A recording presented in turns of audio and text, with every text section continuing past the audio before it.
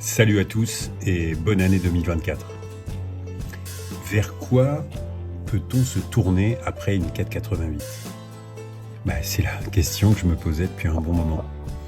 Parce qu'évidemment, on est tous pareils, on a envie de changer souvent, on cherche de nouvelles sensations.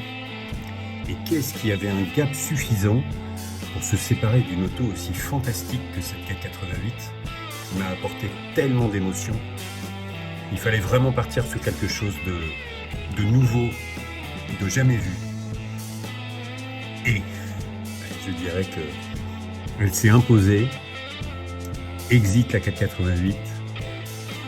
Salut la 296.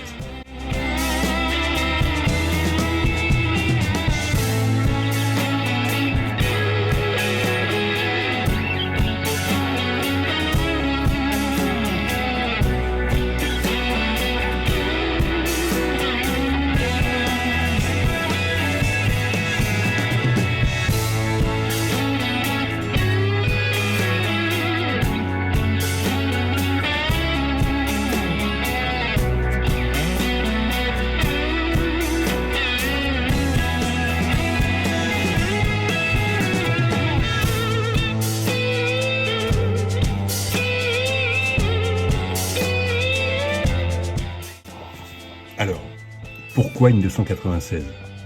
Bon, ça faisait un petit moment là que je cherchais une alternative à la 488 en me disant qu'il fallait vraiment que ce soit différent. Pas forcément de la puissance à plus savoir qu'en faire, mais que l'expérience soit réellement nouvelle. Donc quand on a la 488, c'est compliqué d'aller chercher quelque chose qui va vraiment apporter des sensations inconnues. Et là, c'est une évidence.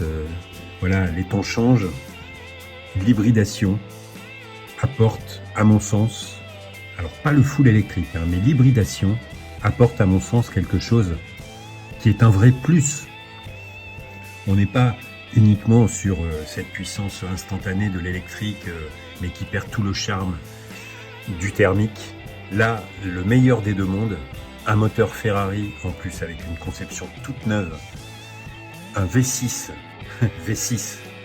donc on passe du V8 de la 488 à un V6 de 3 litres, qui a priori, effectivement, quand ils ont annoncé ça, comme d'habitude, ça a fait hurler pas mal de monde, mais les magiciens de chez Ferrari ont su faire le job.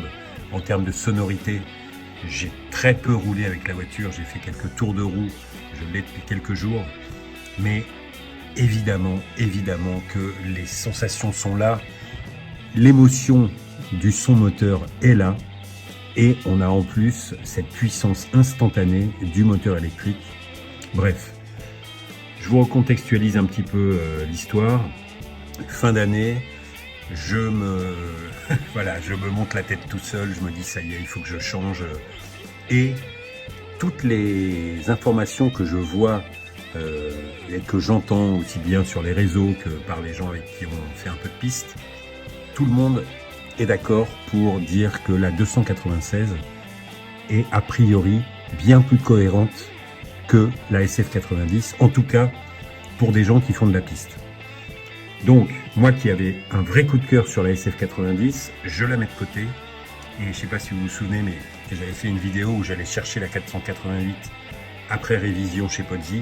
Et il y avait donc dans l'atelier les deux, la SF90 et la 296. Et vraiment, la SF90 avait une stature bien plus sexy à mon sens. Mais c'est sans compter ce modèle, cette livrée sur laquelle je suis tombé dans mes recherches. Parce que quand j'ai commencé à vraiment me préoccuper du dossier, j'ai appelé Ferrari, les gens avec qui je suis en contact, qui m'ont proposé une voiture neuve.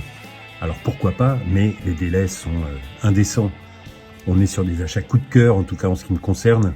Quand on vous annonce mi-2025 pour la livraison, vous êtes fin 2023, j'ai le temps de changer d'avis 10 fois.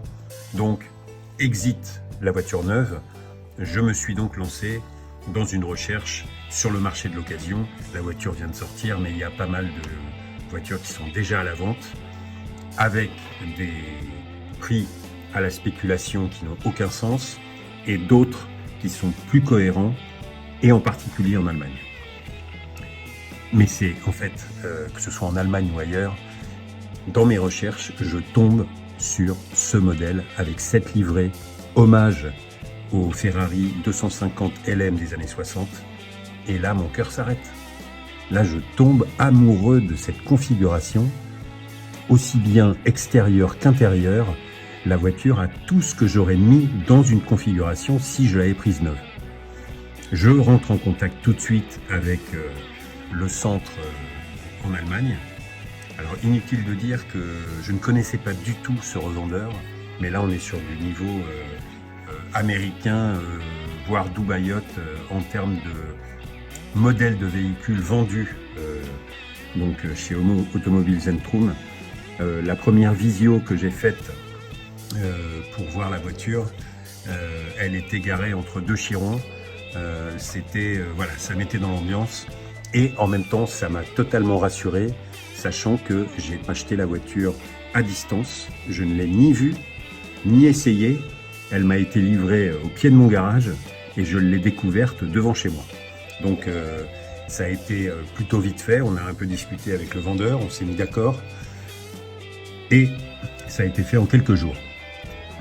Inutile de vous dire que ce coup de cœur que j'ai eu, c'est plus que concrétisé quand j'ai vu la voiture de mes yeux, le jour où elle m'a été livrée.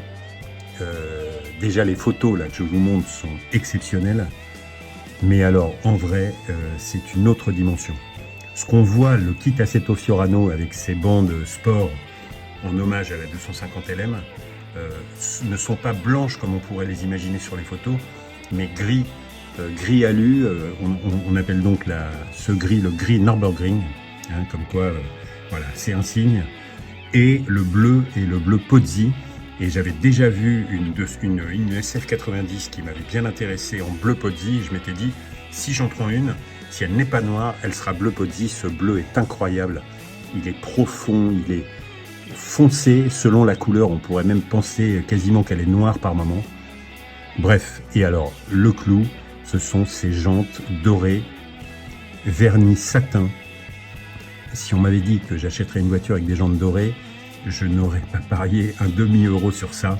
Mais là, force est de constater que la combinaison match complètement.